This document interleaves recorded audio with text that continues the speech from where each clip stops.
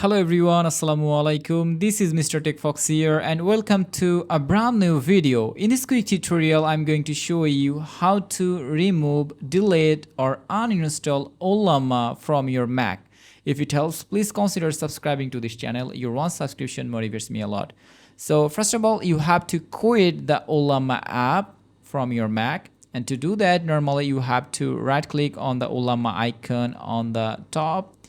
And then you have to choose quit Ollama, and then normally you have to go to the applications folder from your finder. I'm choosing the finder option over here, and then you have to choose applications. If you can't see any options like this applications folder, then normally you have to choose this go option and you have to choose applications over here, and now you will get the Ollama app. So find the app Ollama, and now you have to remove it. To do that, normally you can press command and delete button together, or you can right click on it and choose move to trash.